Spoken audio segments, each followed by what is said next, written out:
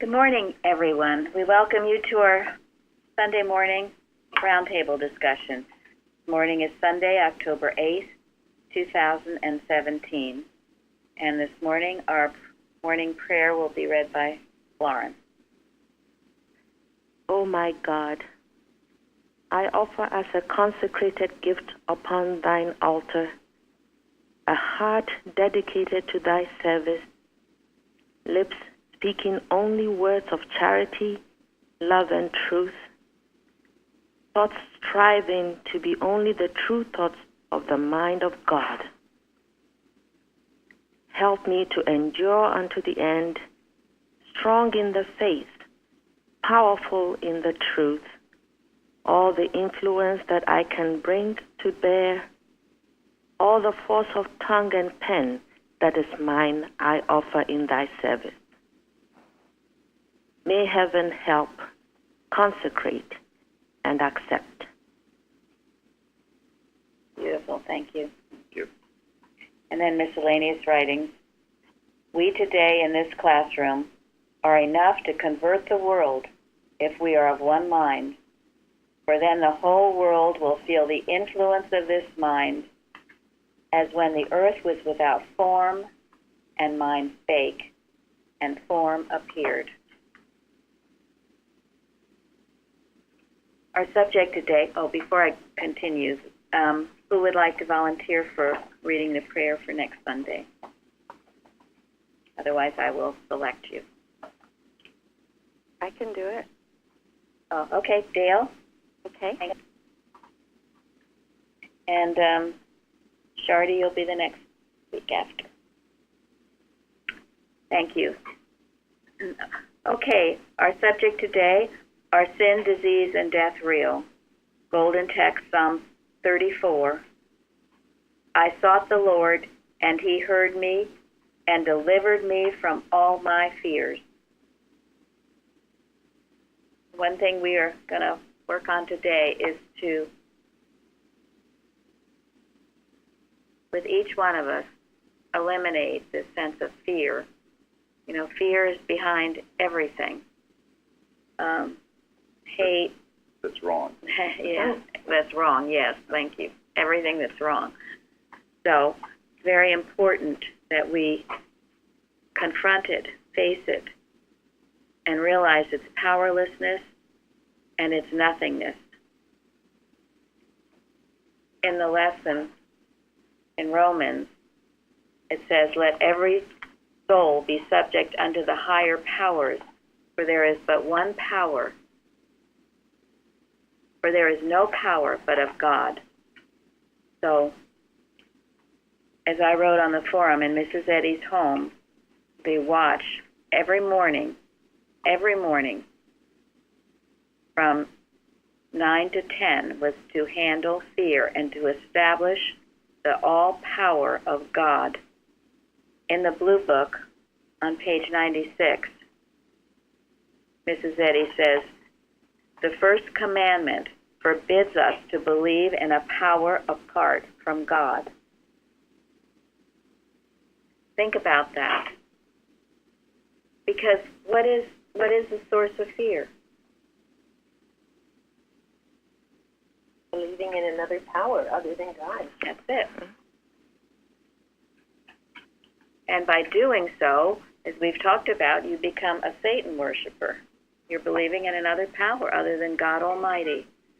So I would suggest, encourage all of you to work every morning, if you can, if you have that time or any time you have, to establish the allness of God, the nothingness of error, and to wipe out any sense of fear in your thought before you start your day.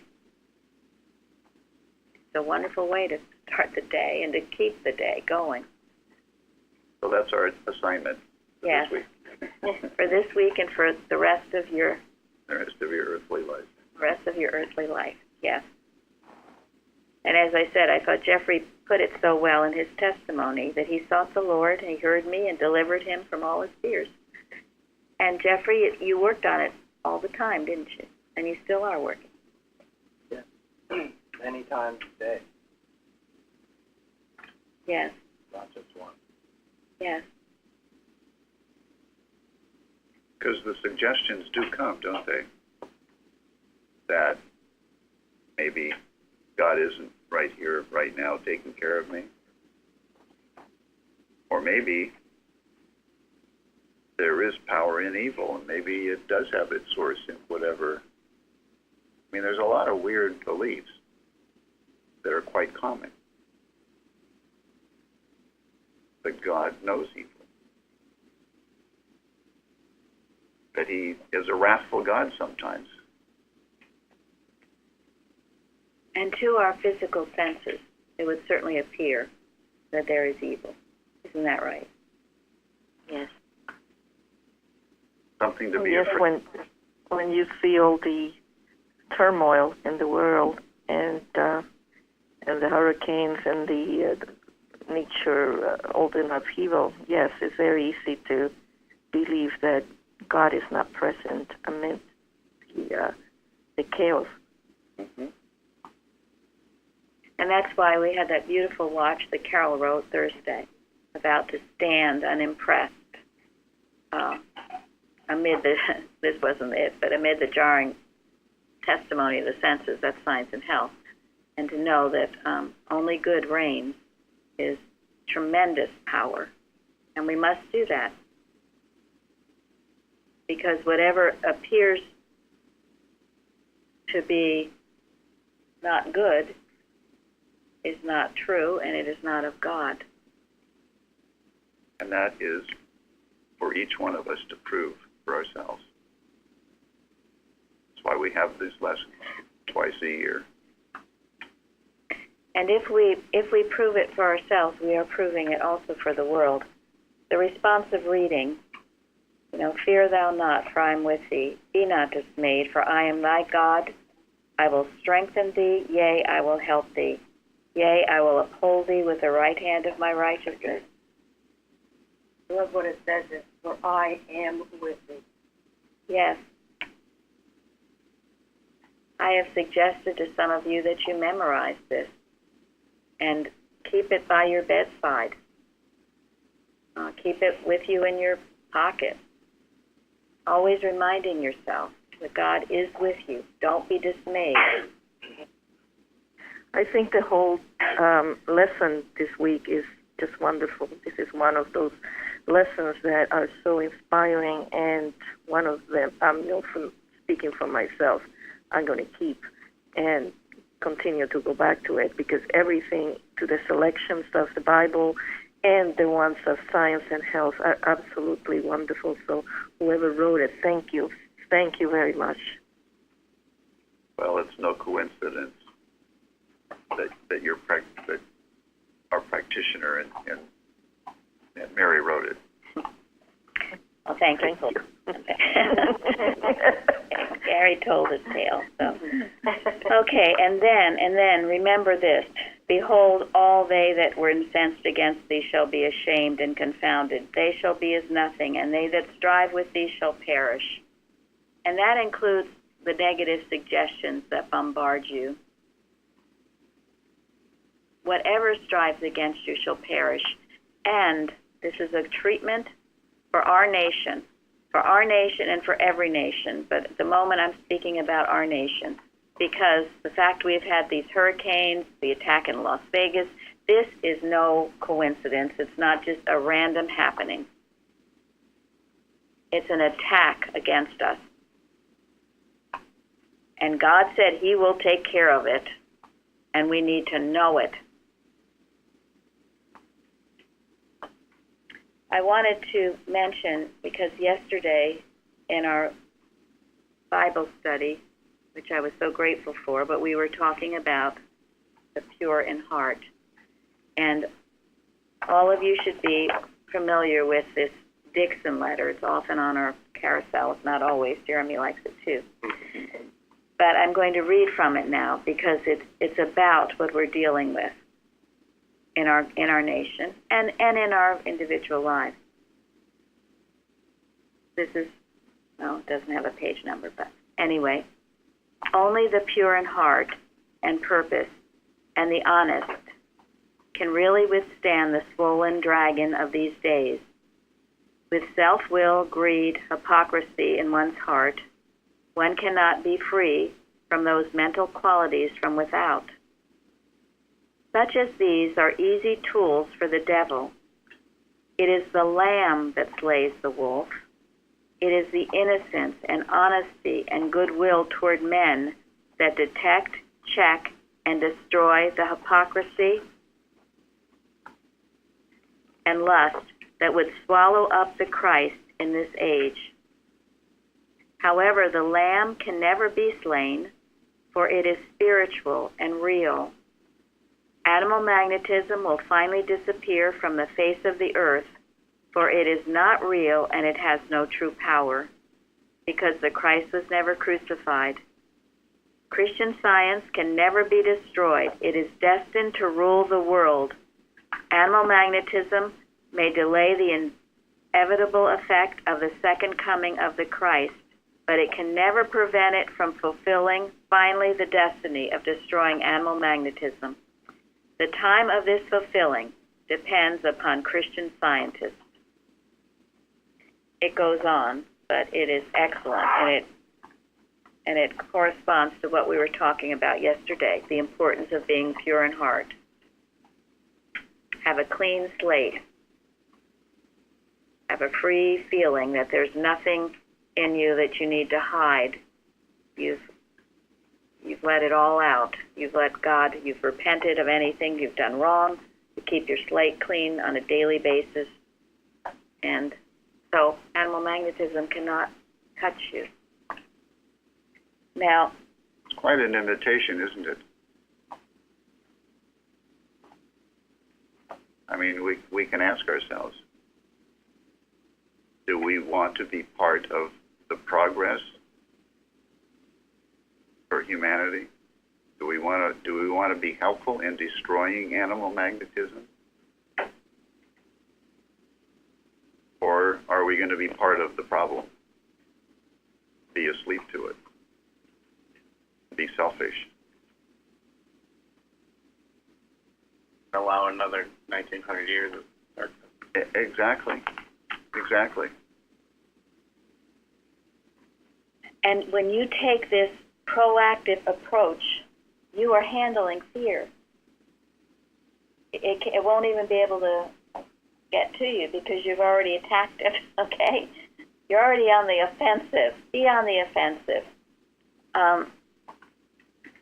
There's a wonderful quote that I have given to you before, but it is extremely important, and it's also in the Blue Book about this. It's on page 139. Mrs. Eddy says, "Do we not all understand cowardice never conquers? To get rid of temptation of any sort or to get out of a difficulty, we are not passive and let the wrong rule the right, but we struggle and thus conquer. We should not avoid the things that hurt us, but repeat them and meet them as their superior. Disease is a coward that leaves when you are not afraid of it."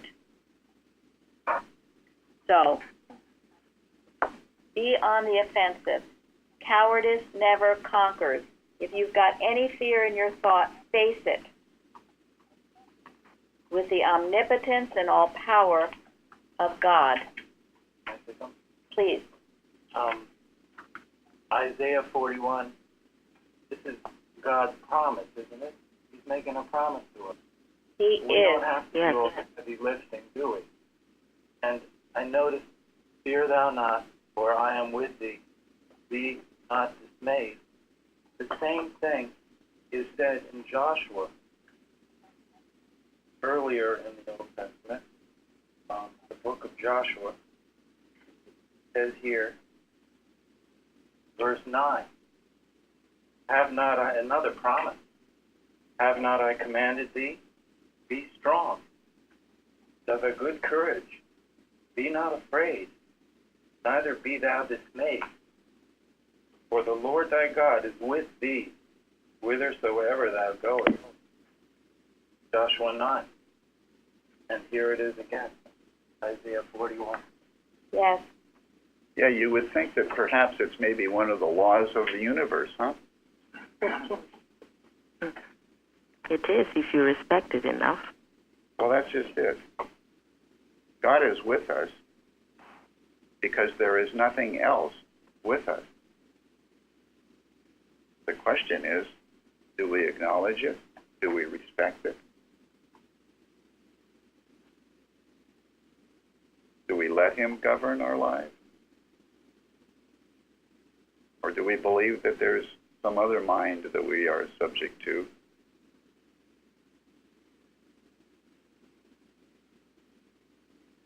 I'd given a testimony once, some time ago, but I used to be, so timid, so afraid, it was hard for me even to leave the house. And I worked with that Isaiah 41. I did what I'm suggesting others do, where I kept it by my bedside. I kept it in my pocket at first. I worked with it all the time. And one time we were going as a church group to this theater in New York, which maybe to most people wouldn't seem like a big deal, but to me, that was kind of the last thing I wanted to do.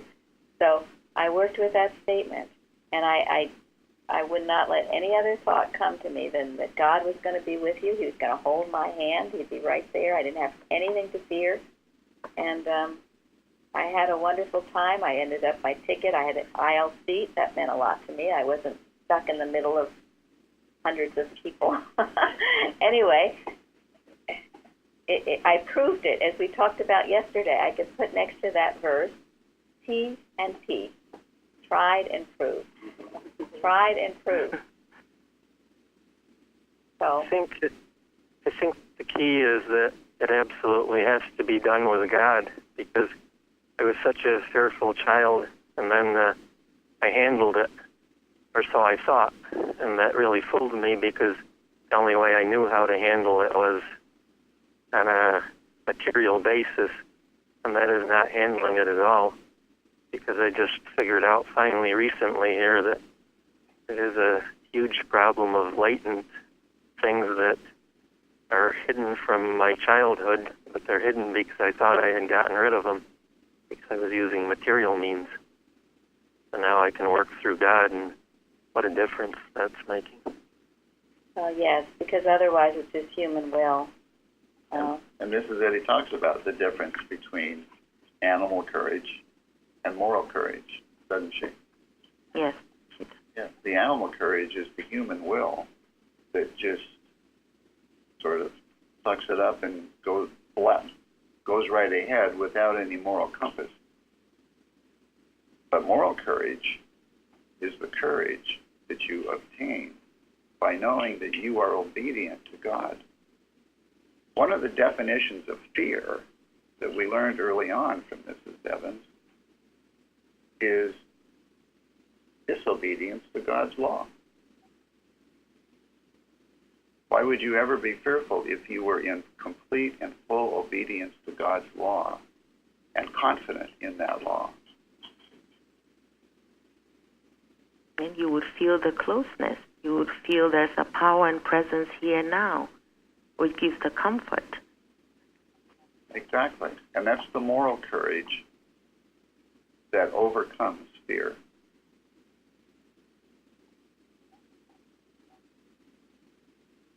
Gary touched on earlier in the lesson that the science of mental practice is susceptible of no misuse. Selfishness does not appear in the practice of truth or Christian science. And Linda wrote about that on the forum. And what were you saying? You don't have to read it. I don't remember what I said, but I realized that by being reason I couldn't practice Christian Science before because I was trying to have specific outcomes in mind, praying for them rather than doing God's will and being obedient. And that it was a form of selfishness and self-centeredness. And she says right there, you can't practice Christian Science if you're selfish. So that was so shocking to see that. And selfishness has a lot to do with fear. You know, the reason I was so fearful was because I was always thinking about myself. What was going to happen to me, this, that, or the next thing was me, myself, and I. So that's why, as a scientist, you can't be selfish.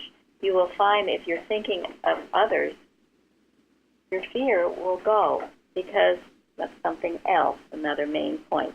There is no fear in love, but perfect love casteth out fear. So what does that mean?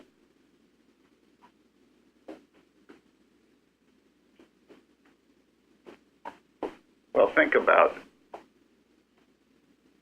somebody once said that love and fear cannot exist in the same consciousness at the same time.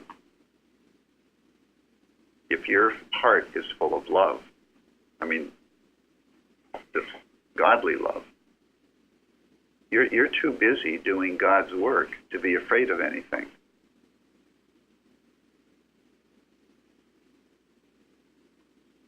Yeah, you cannot really be loving the truth, loving others, working, whatever comes up, thinking of it as an opportunity to work to impact the world's thought, thinking rightly and doing rightly, and then be so fearful. I found that out. Yes. And any good worker will discover that for themselves. For me, it was also finding out what selfishness was, because I thought I was so unselfish because I was always giving to everybody. But really, what I found out was it was because of my fears, the things I wouldn't face because I wouldn't want to make people happy or see them sad or suffer, and it was godless because it was about me and myself rather than about what God wanted. So that was a big deal when I came here and found out. Mm-hmm. That's a very important point. I used to have a practitioner ask me, what is driving you? You need to ask yourself, what is driving you? Is it fear? Are you rushing around smartly, accomplishing much because of fear? That's a quote from Mrs. Eddy. What is driving you? Is it will? Very often it is fear that you won't have enough, fear that you won't be loved, fear of this, fear of that. You've got to come to terms with that. Because if that is driving you, you've got to get out of the driver's seat and let God sit in the driver's seat. You be the passenger. Yeah, otherwise you don't know what direction you're going in. And you get blown about all the place. Yeah, you're going to get blown around with the wind, but if God is driving your vehicle, whatever, your life, and if you're a faithful,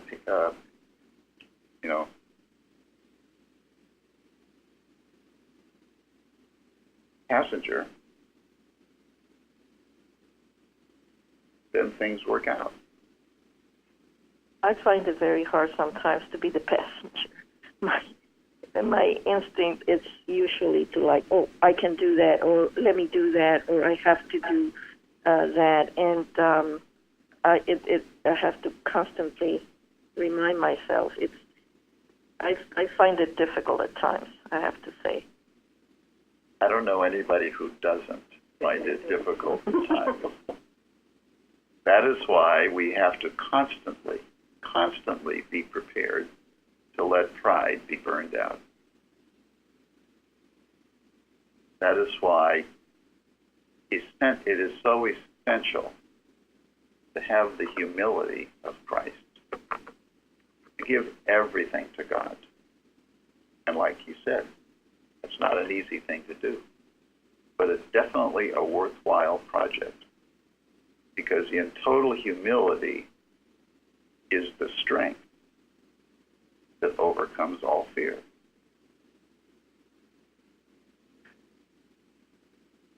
Try to always remember how bad it was when I was driving. Well, that's what I do too. I remember how bad it was. That's why lest we forget. That's why we have our testimony meetings, to remind ourselves how bad it was when we were in the driver's seat, and how terrifying it is too, because you're not capable of it. I can of my own self do nothing. So, And she said, Mrs. Eddy said, let love be at the helm of your thought. I love that. and also, thank you, Florence, the rule for motives and acts, neither animosity nor mere personal attachment should impel the motives and acts of members of the Mother Church. So, again, what is driving you? Is it animosity Or personal attachment? Watch what your motive is. If your motive isn't love, then just stop everything that you're doing. Forget about it. Stop. Because whatever you're doing is doomed for failure anyway.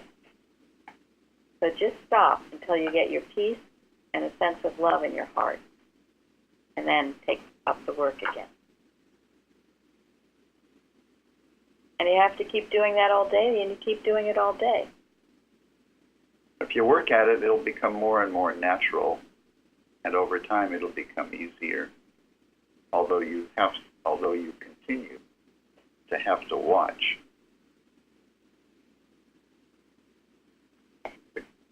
Because the human mind will try to take it from you,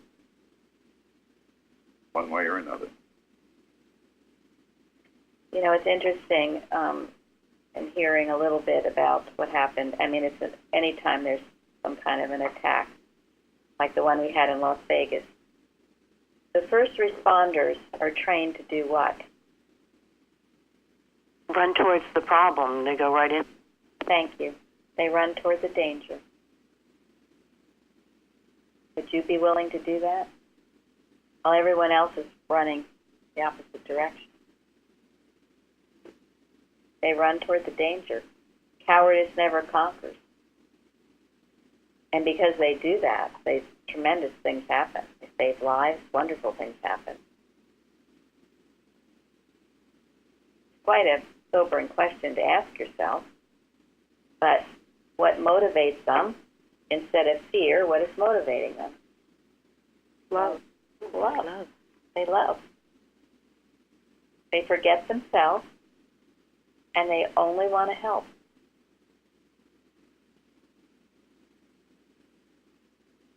And so the love makes them not afraid to go forward.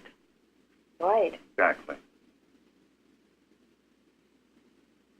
You know, when David was challenged by Goliath, what did he do? He ran right towards them. He ran forward because of the love. He did. And going back to that tried and proved thing, he only used what he had proven. He did. Yes. He did. He did put down all that heavy armor, tried and proved. And he had such faith. It's what Jeffrey was saying, in God's protection. He knew they were promises. He knew it. He didn't have any doubt that God would be there for him. He just knew it. God is your armor, protection, love. And he had proven it several times already. He had. So if you are driven by fear, think about these things we've just talked about, and learn to love more. Learn to forget self. And working and laboring for mankind, you'll find great relief from it. You do that because it's Emmanuel, God with us, when you are doing that. Again, whatever holds human thought in line with unself-love receives what? Directly the divine power. Directly the divine power. And we, as Christian Scientists, have enrolled in an army, haven't we? Yes. I mean, Mrs. Eddy describes it. And what is the enemy that we have to be the first responders against? Our own thoughts. No. Air. Animal magnetism. Animal magnetism. Thank you. False beliefs, masquerading as powerful, masquerading sometimes as good, masquerading in whatever way it will masquerade in order for you to buy it. And as Christian scientists, we learn to see through it, to sense the danger, and run towards it. And by doing that, we do more good for mankind than anything else we could ever do. And she assures us here in page 113 of Miscellaneous Writings, she says, divine love is our hope, our strength, and shield. We have nothing to fear when love is at the helm of thought, but everything to enjoy on earth and in heaven. Thank you. Thank you.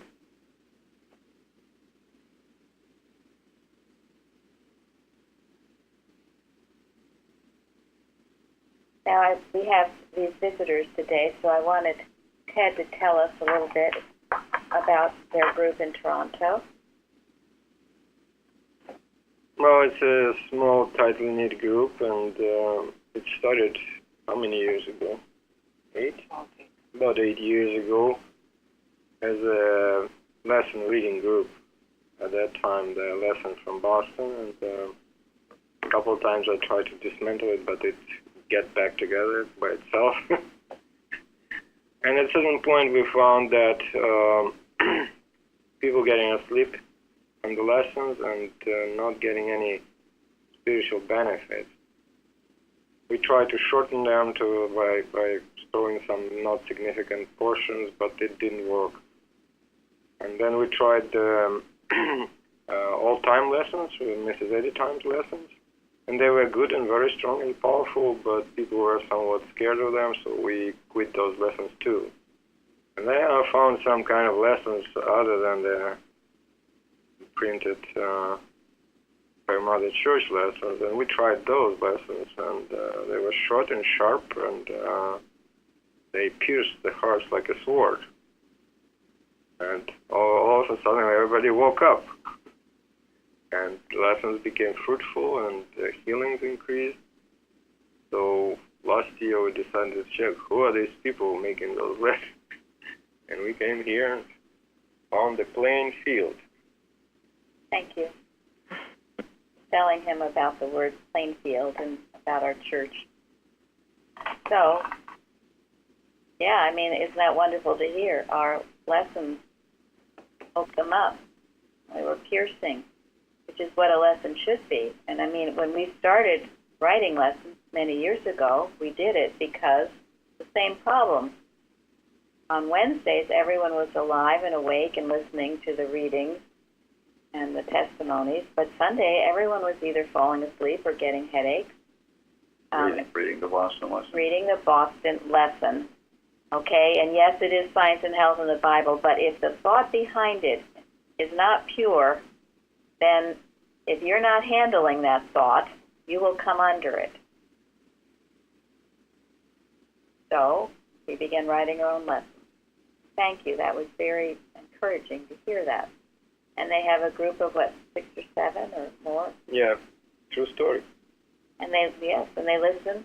And now they translate our lesson into Russian, right? Well, it's not the translations. We're just substituting for the Russian part, and we read it. And it's great. And they listen to our roundtable and our Bible studies. They listen to the roundtable live on their computer every Sunday. Oh, that's nice.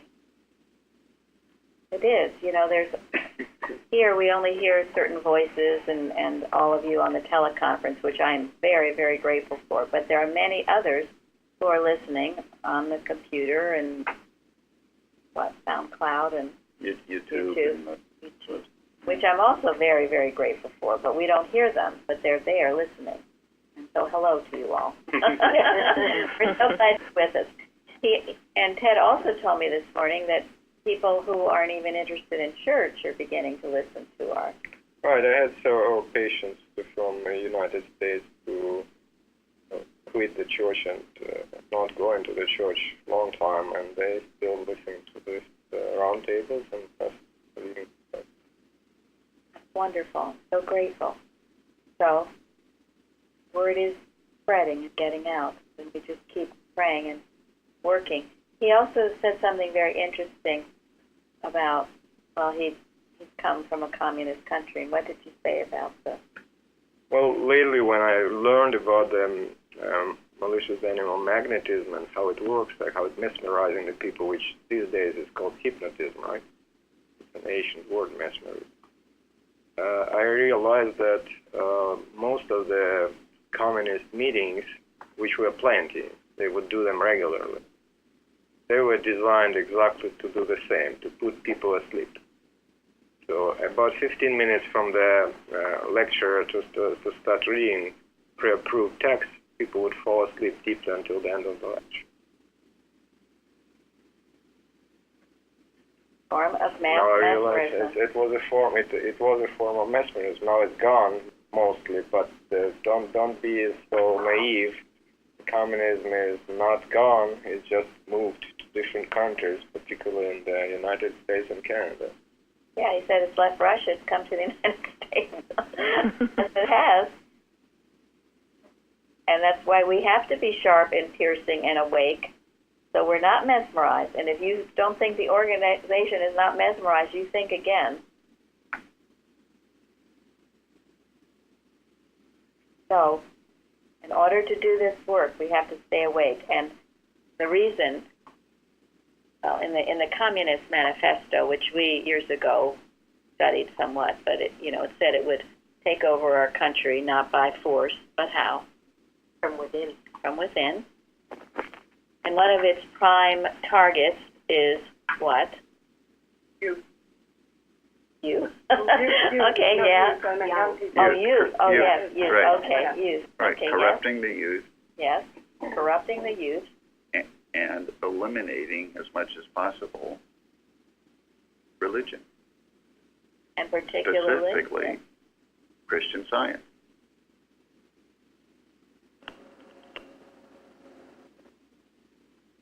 because if you are a real working Christian Scientist, what does that mean?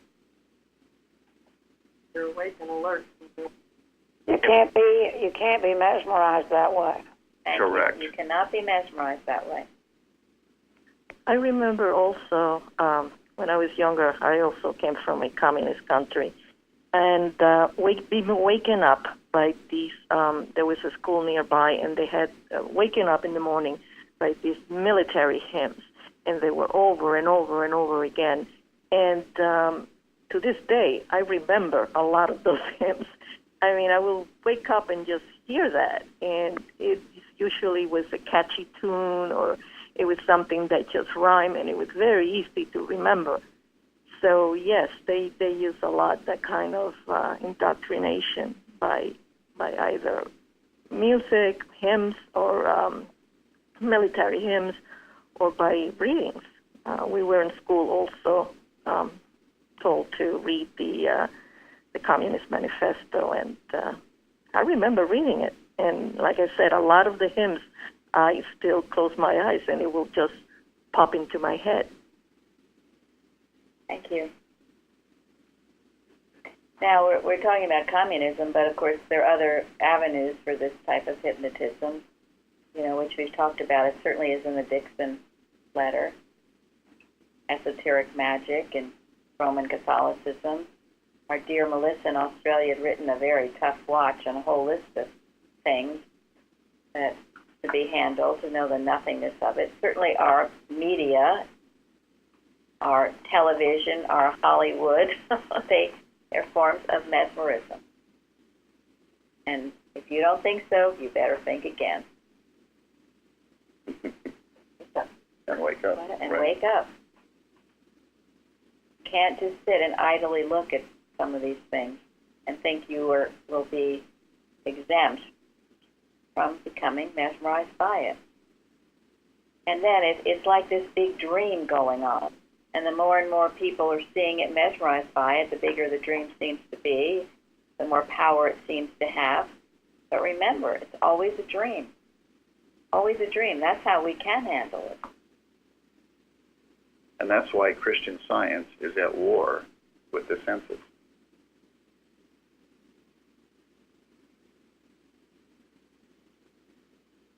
mean, I remember when I first came to this church, and Mrs. Evans would remind us that we're in this warfare. And I remember cringing at every time she mentioned it, because I didn't want to be in a warfare. I wanted everything to be nice and, comfy, cozy, and diplomatic and stuff like that. But after a while, where does it get you? How does it work out for you? From the dream. So once one morning I woke up and I said, okay, this is a war.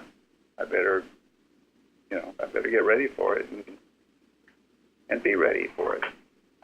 And once I accepted that there is a warfare going on here, then my life changed. I wasn't quite so sympathetic to stuff that was wrong. I wasn't quite so easily mesmerized, and started to become useful, and things just kind of fell into place. I started to be more of a passenger in this vehicle, and then everything started to make sense, and it's still making sense. Thank you, Gary, for that, because I've also felt the same way. Why do I have to struggle so much? Why can't it be more peaceful? And why do I have to overcome this and that, etc.? But that in itself is the mesmerism. I thank you for that. I really needed that. Welcome. Yes, thank you. I also needed to hear that too. When I go into these meetings at work and listen to all this negativity and all these physical symptoms and so on and so forth. Thank you. Yeah, we can't ignore what's around us, but we are put in those positions because we are capable of dealing with them. We are capable of overcoming the false beliefs that come at us. God doesn't, put us in positions where we have problems without giving us the solution also. And in the lesson in Science and Health, it says, speak the truth to every form of error. That's our job. So if you're in a meeting with all this kind of stuff going on, you've got to mentally speak the truth to it. Bring your arsenal with you. Have your little piece of paper with truths in it, and address it, just like David with his slingshot. You hit it hard and fast, knowing it's not the truth. Go ahead. I was going to say, and as I learned yesterday, don't stop when the meeting's over. Keep going. Yeah. Right on with the truth. Don't stop. Yeah, because the appearance may not always change so quickly. You don't want to let yourself get discouraged, because that's a mesmerism. Yeah, and Mrs. Eddy answers that question. It's in prose work somewhere, but why are we in this state of existence anyway? Why do we have to struggle? She says, who says we are? and Janet just said that's part of the mesmerism, that you think that. Who says you are? Did God say you are? I thought, what a wonderful answer. Well, and is there any other answer? Did God make this mesmeric state that we appear to be in, of having to struggle and so forth? No, he didn't. I didn't make it. Who made it? It's all self-inflicted. Nobody made it. Nothing made nothing. It is a pure illusion. That is the point, and that is our freedom. Because we have the opportunity to prove it if we don't give up. And then you will prove. It's just as if you were in a swamp believing that 2 + 2 is 5. Who said that? Who made it? I don't know. Nobody. It's the darkness. And when you put the light, the darkness goes. So, in the lesson, it says that I, even I, am the Lord, and beside me there is no Savior. And in the Blue Book on page 226, I was so happy this week. Every time I'd read something in the lesson, I'd turn to the Blue Book, and there was some further explanation of it.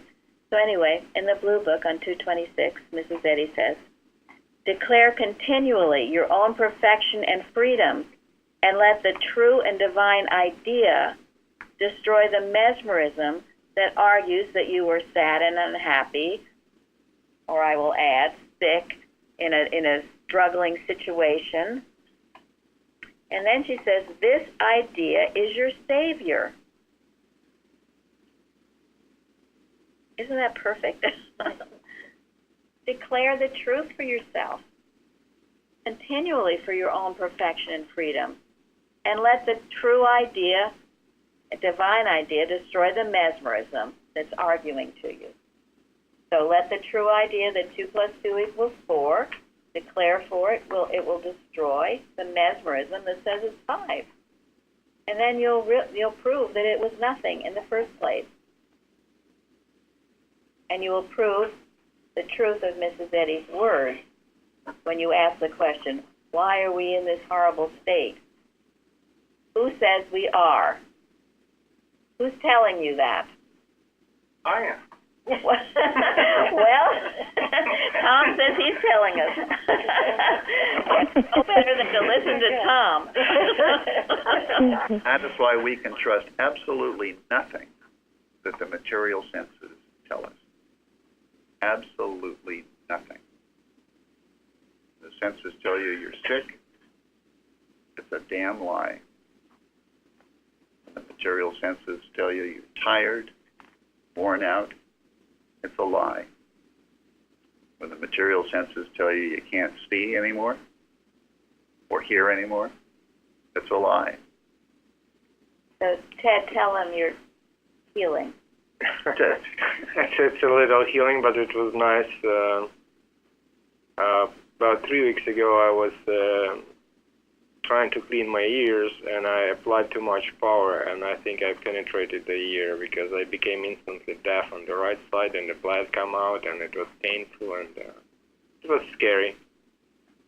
Well, I prayed about it, and went on my business, put some, tap it up with some cotton wool, and next morning it was the same. So I lost hearing completely on my right side, and that tiny little voice in me started telling me that you will be fine, you can live without one ear, you still have the second one, so it's okay. But I didn't listen to that voice and give it one more treatment, and again on the day number 2 went to bed to wake up the third day with the same situation. It was disturbing and scary, because it's a different world when you can hear one side, which I've never been to.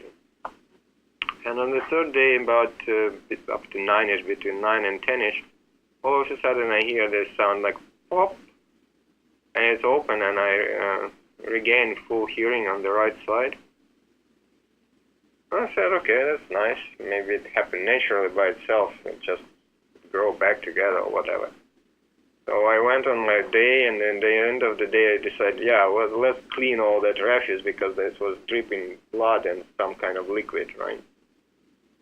And then filled the whole ear with that stuff. So in the end of the day, I went to the bathroom and decided to clean it. I took again the cotton wool thing and inserted it, and to find out it's completely clean. There's nothing in it. Zero. And that's when I realized that healing just happened in the morning. That's wonderful. Yeah. Healing power of the Christ. And that healing power is with us now today, still working as it was in the time of Christ Jesus. And it's wonderful. Not faith cure, because we're understanding more and more of the truth, which is quite different from faith cure, which just is a belief. Which is human will, really. It's believing, enough people believing it, or believing it strongly enough that it manifests, but if it's human. I was intrigued in the lesson on Luke, 4 citations of the Bible, where Jesus was teaching, and then all these Pharisees and doctors of the law came in to where he was teaching. But in other words, the ultimate of the human mind came in to where he was teaching.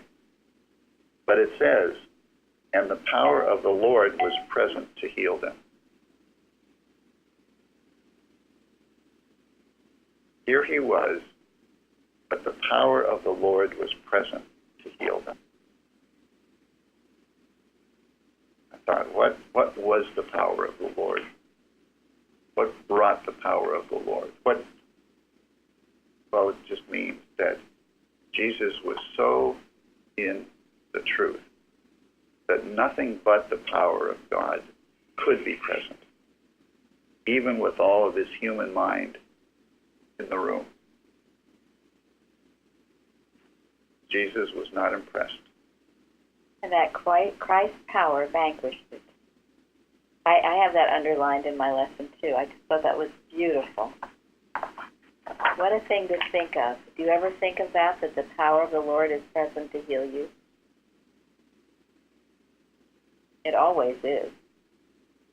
And if you take that power with you wherever you go, it will heal every situation you could ever be. And that's a promise. That is a promise. God's promises are kept, as our hymn says. And I love what Florence wrote, too, on the forum. Are his words holy to me? What a thought. Are God's words holy to you? Just that one sentence. Ask yourself. We talked about yesterday, the pure in heart will see God. His words will be holy to you. Be holy, and they'll be healing.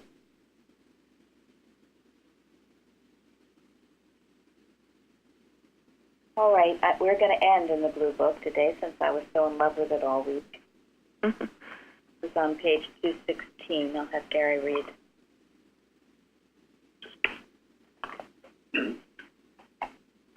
We each dwell in our own world of consciousness.